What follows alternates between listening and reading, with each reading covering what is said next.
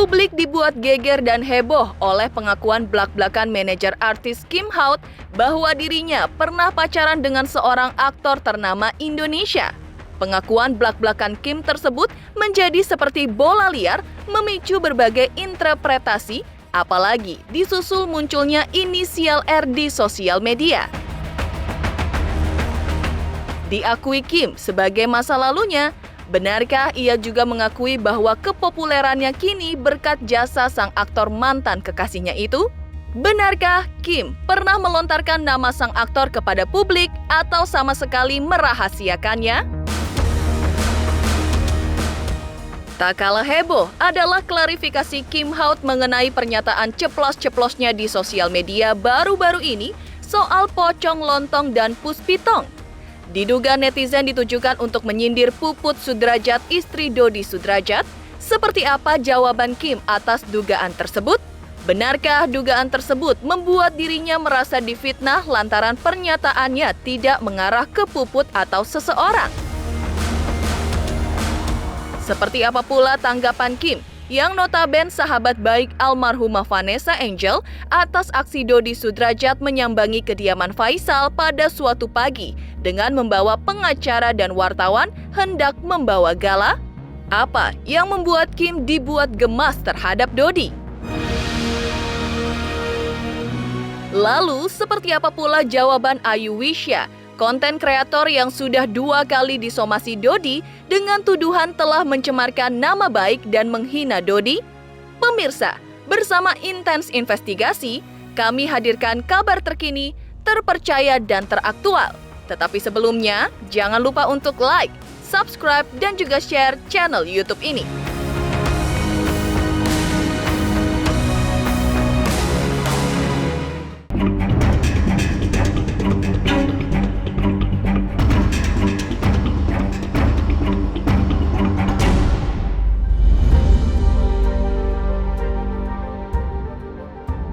Kim Howard telah membuat heboh dan geger publik melalui pengakuan belak-belakannya bahwa dirinya pernah pacaran alias menjadi simpanan salah seorang aktor ternama Indonesia. Pernyataan Kim yang tanpa menyebut nama, namun muncul inisial R, menjadi seperti bola liar dan mengundang interpretasi hingga reka-reka tak karuan, apalagi di kalangan warganet di dunia maya. Beberapa nama aktor pun sampai disebut-sebut di dunia maya. Lantas, seperti apa Kim menanggapi interpretasi seperti bola liar yang kini bergulir tersebut yang diakui Kim sudah menjadi masa lalunya itu?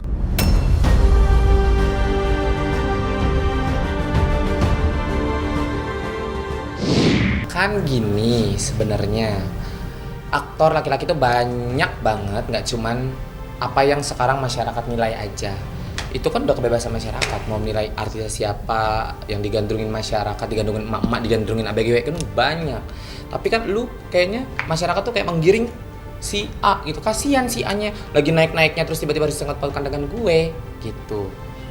Kan kalian nggak tahu sebenarnya itu bukan dia, atau sebenarnya itu A, B, C, D, kan kalian nggak tahu. Cuma perkara gue nyanyiin lagu soundtrack filmnya dia bukan berarti orangnya juga dia, ya kan? Kalau misalnya gue nyanyiin soundtracknya lagunya Lyodra, berarti gue pernah pacaran sama Lyodra dong. Ya kan lucu. Gak begitu, sayang. Enggak, aktornya aja biasa aja. Enggak yang merasa gimana-gimana. Kita masih hubungan sampai kita akhirnya teleponan karena ada berita hebat. Enggak masalah, maksudnya gini loh. Berita itu kok malah mantan gue bener nih, malah ngomong gini, ih kasihan banget masa yang lagi naik daun disangkut-sangkutin sama gue. Itu aktornya sendiri yang pacaran sama gue sampai ngomong apa, ya Allah kasihan dong itu inisialnya sampai disebut, sampai dibilang pernah pacaran sama gue. Gue live di TikTok aja selalu berstatement gue tidak pernah kenal dengan aktor itu. Lu mau mirip-miripin gue, dibilang gue pernah deket sama aktor itu, gue selalu bilang tidak pernah kenal dengan aktor itu. Jadi apa yang mau diklarifikasi? Tidak ada. Jadi aktor nggak negur lu ya? Ya enggak lah, mau kenapa negur gue, malah mantan gue yang aktor itu, yang mantan gue yang beneran, yang aktor itu malah nelfon gue. Dia bilang, kasian itu, dia lagi naik daun, filmnya lagi bagus, lagi tinggi, harus disangkut pautin nama gue. Ya gue bilang, ya gue juga gak tahu kenapa orang bisa menilainya itu dia. Itu bukan dia.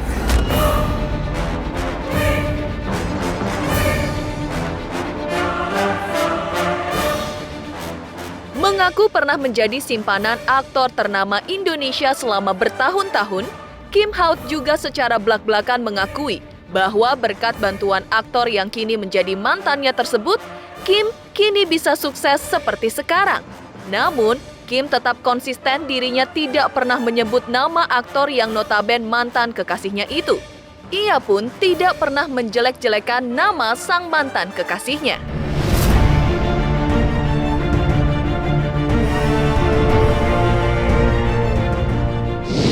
Masa lalu bersama sang aktor itu pun menjadi masa lalu yang cukup. Ya indah lah, nggak munafik gue. Masa lalu itu indah, aktor itu banyak gini loh, banyak berkontribusi di hidup gue, ngasih ya rumah gue tadinya dari kayak cuman gue ngontrak yang cuman 700.000 sebulan, gue tinggal di kontrakan, akhirnya gue bisa punya rumah gitu di Bekasi, di Cibubur. Ya gue tidak munafik, itu dari dia, gue tidak menjelekkan dia. Dan aktornya gue tidak pernah menyebutkan siapa namanya Yuni, misalnya nih ada aktor namanya Yuni, gue pacaran sama Yuni, kan gue tidak begitu. Ada kalimat saya menjelekkan aktor itu, nggak ada. Justru gue terima kasih, karena apa? Karena gue bilang kalau tanpa aktor itu, gue tidak punya rumah, gue tidak punya Birkin bertebaran. Gue nggak munafik, emang begitu adanya. Di sini gue bilang justru, gue tanpa aktor itu gue nggak bisa punya rumah, gue tidak bisa punya Birkin. Geger pengakuan belak-belakan Kim Haut bahwa dirinya pernah menjadi pacar seorang aktor ternama. Seperti apa pula klarifikasi Kim Haut mengenai pocong lontong Puspitong yang juga tak kalah heboh belakangan ini? Pemirsa Intens Investigasi, jangan lupa untuk like, subscribe, dan juga share channel YouTube ini. Halo, aku Bunga Zena. Saksikan terus Intens Investigasi yang tayang 3 kali sehari, Senin sampai Sabtu, dan jangan lupa kalian like, share, dan subscribe.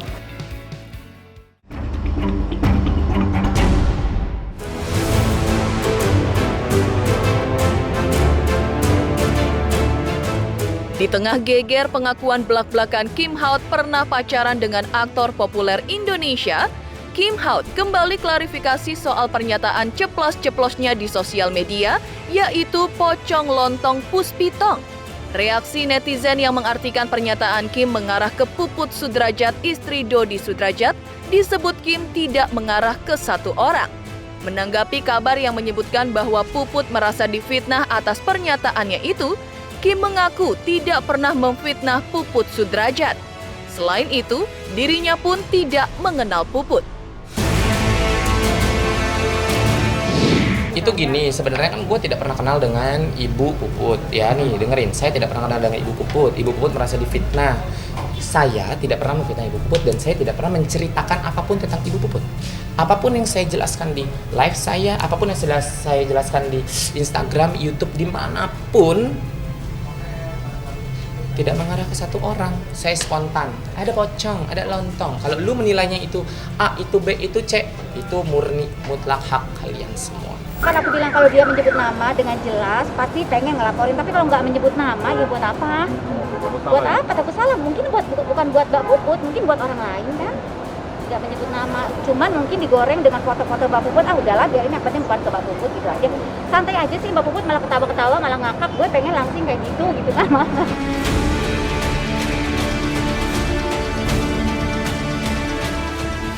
Selain itu, Kim Haut juga menanggapi soal hebohnya Dodi Sudrajat yang tiba-tiba mendatangi rumah Faisal, ayah almarhum Febri Andriansyah alias Bibi, sembari membawa pengacara dan juga beberapa wartawan guna membawa Gala bermain ke suatu wahana rekreasi hari itu.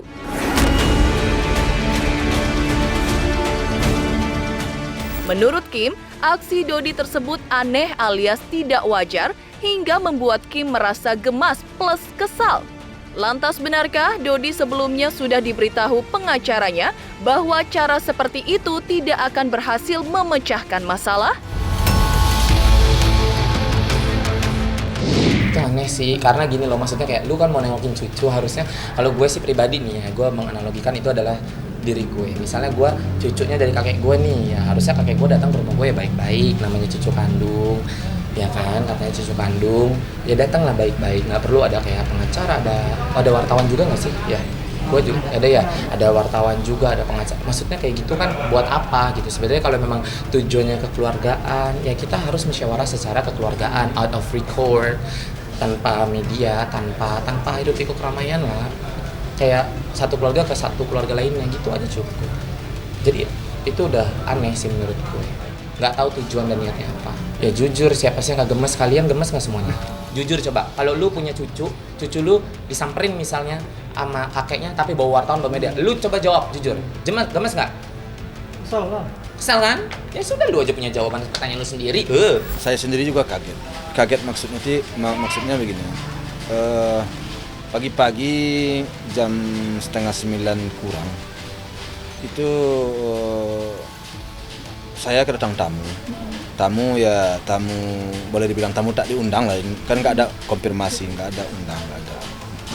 Jadi kedatangannya karena ada beberapa orang, ya saya secara otomatis saya kaget, ya ada apa begitu kan. Namun alhamdulillah kedatangan itu ya bisalah saya terima akhirnya kan. Walaupun awal-awal saya juga merasa kurang tepat menurut saya kedatangan seperti itu. Ada tata krama kita lah, ya kita mau datang ke rumah kita kontak dulu, nelpon janjian dulu gimana caranya. Ada semuanya itu bertata cara dong. Perlu saya klarifikasi bahwa terkait dengan kehadiran kami atau kunjungan kami di rumahnya Pak Haji Faisal, itu yang pertama memang kami belum mengkonfirmasi kepada beliau terkait dengan kehadiran itu, pertama. Yang kedua, tujuannya adalah silaturahmi. Yang ketiga, karena Pak Dodi memang kangen sama cucunya Gala. Saya juga memberikan beliau saran, Pak Dodi sekiranya kalau kita ke sana mendadak seperti itu, ya tentu ya ada konsekuensinya. Bisa aja kita diizinkan, bisa juga tidak. Jadi saya sarankan kalau memang toh kita diizinkan, alhamdulillah. Tapi kalau tidak, ya udah kita terima juga itu dengan legowo.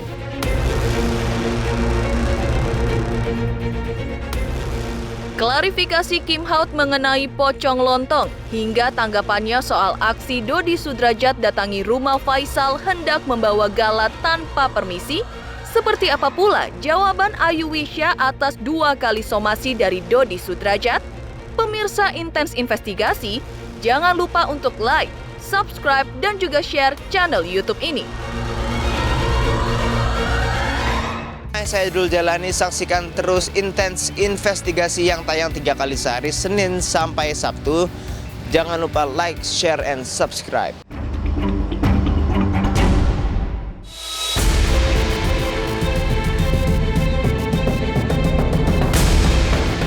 Heboh klarifikasi Kim Haut mengenai pocong lontong? Tak kalah heboh adalah jawaban konten kreator Ayu Wisya atas 2 kali somasi yang dilayangkan Dodi Sudrajat terhadap dirinya. Somasi tersebut menuding Ayu Wisya telah melakukan pencemaran nama baik terhadap Dodi Sudrajat dan juga penghinaan. Menanggapi somasi Dodi, pihak Ayu Wisya tidak menggubrisnya. Keduanya juga menolak memberikan klarifikasi dan meminta maaf seperti yang diinginkan pihak Dodi. Pihak Ayu mengklaim dalam konten Ayu Wisya selain tidak menyebut nama, juga tidak mengandung unsur pencemaran nama baik, apalagi penghinaan berkaitan dengan SARA seperti yang dituduhkan.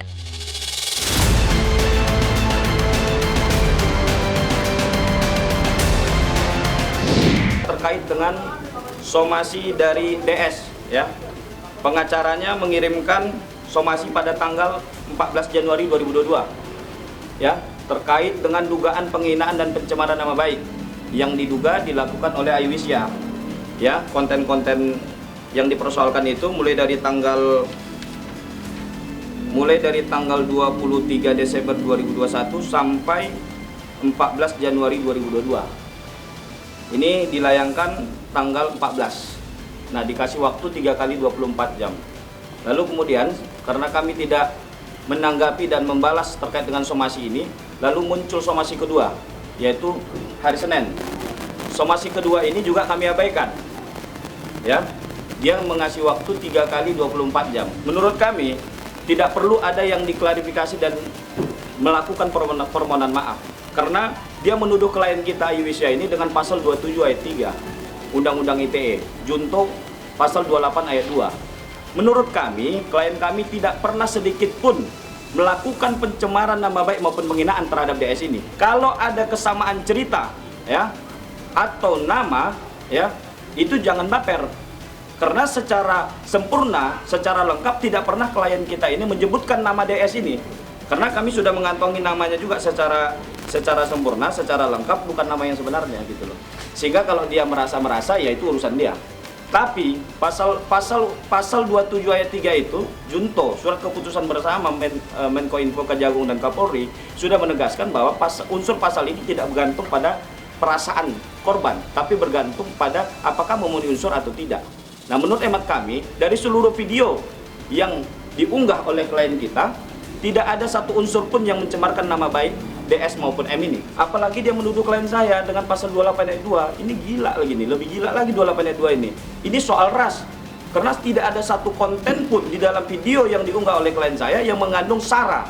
28 ayat 2 itu mengandung sara.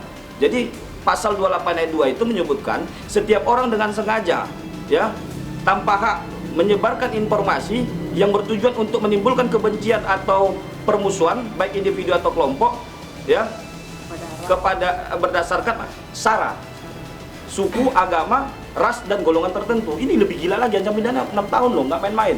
Jangankan pencemaran nama baik, apalagi ini gitu loh, soal sara. Jadi Anda jangan main-main deh.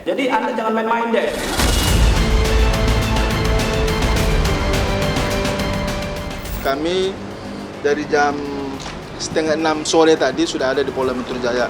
Jadi kita sama-sama dengan Pak Dodi dan juga anak beliau, kita mau membuat laporan di Polda Metro Jaya.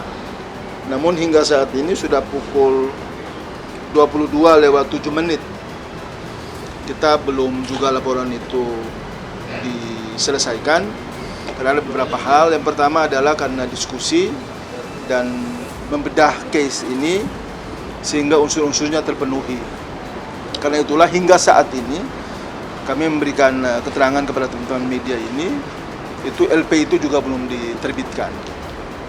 Jadi ya kita berharap saja bahwa mudah-mudahan dalam waktu setengah jam ke depan itu LP itu sudah ada. Inisialnya AW. AW dia diduga adalah seorang YouTuber kalau nggak salah ya.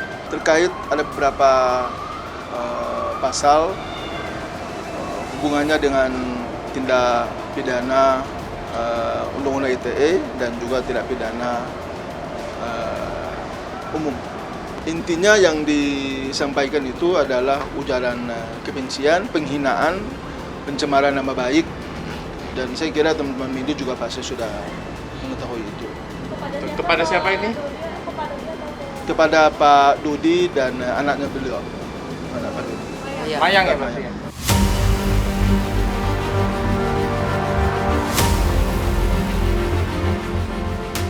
Alih-alih takut dan menjawab somasi pihak Dodi Sudrajat, pihak Ayu Wisya bahkan menantang pihak Dodi untuk melaporkan Ayu ke polisi.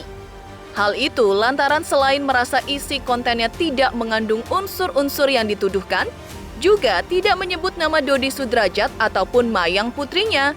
Pihak Ayu mengaku tidak takut menghadapi langkah hukum Dodi. Lalu benarkah Ayu akan melaporkan balik pihak Dodi ke polisi?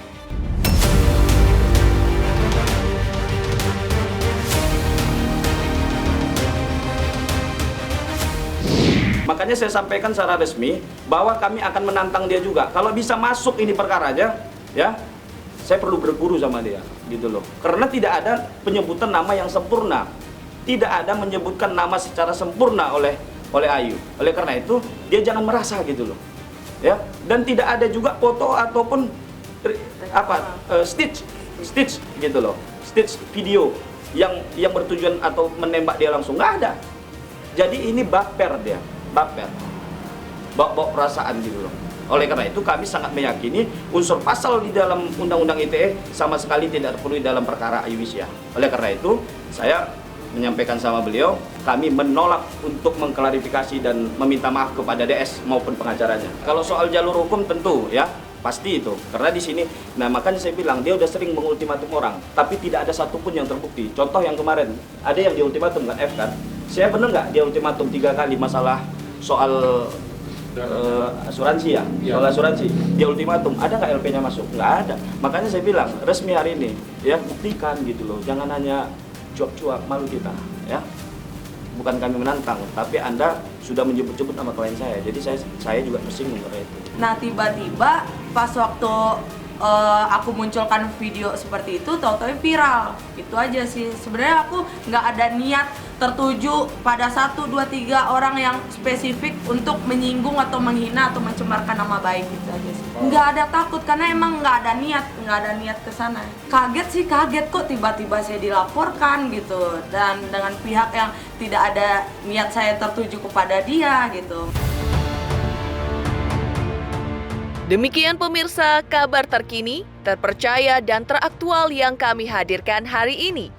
Saksikan terus Intens Investigasi setiap hari Senin sampai dengan Sabtu, tayang 3 kali sehari, yaitu pada pukul 11 siang, 3 sore dan 7 malam, tentunya hanya di YouTube channel. Dan pastikan jangan lupa untuk like, subscribe, share dan juga komen channel Intens Investigasi.